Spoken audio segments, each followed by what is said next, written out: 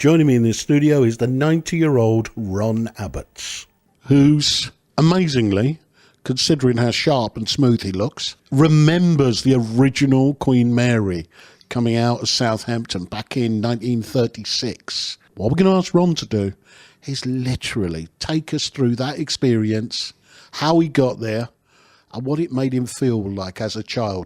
Ron, tell us about that experience. Okay, I was 9 years old, a Birmingham boy, and my family had taken me on holiday to Bournemouth, midsummer 1936. And one day, my father said to me, "We're going on a shower tomorrow." And I said, "What's a shower?"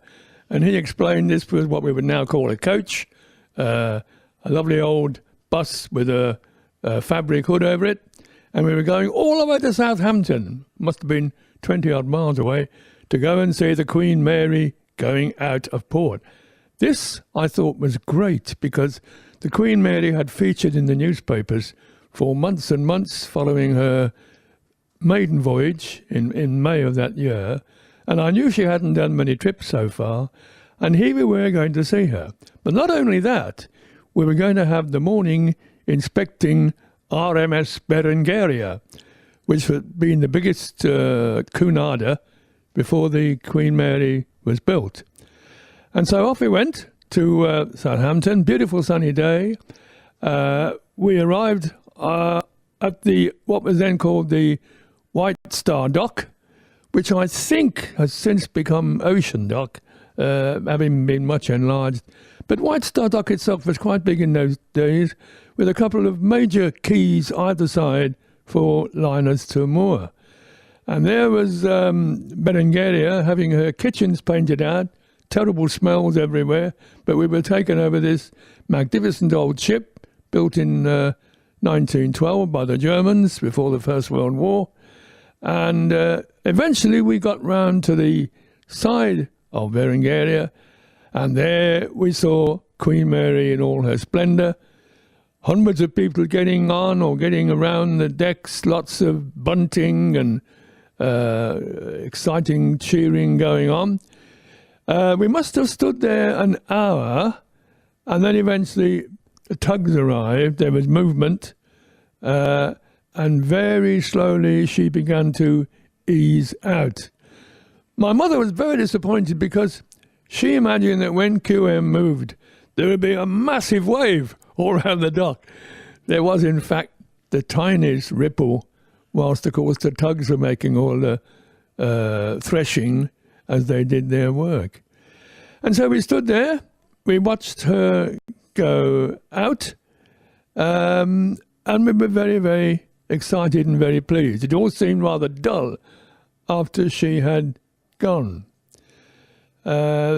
The one interesting feature as far as shipping goes later on that day was that driving back to Bournemouth, just moored up alongside the test, not very far, was a wonderful old liner which caught my eye because the last of her four funnels had broken plates around the top.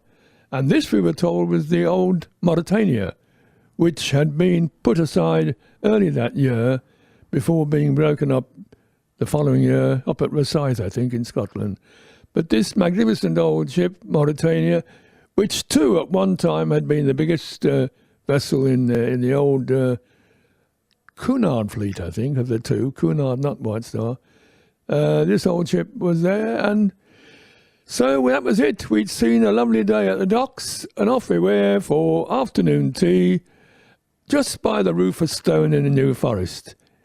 End of a perfect afternoon for me. I understand that's about as most coherent and clearest explanation I've ever heard on the radio. You said to me about how recent the Queen Mary was. So can you give me that detail again about, it was 1935, 1936, the actual building?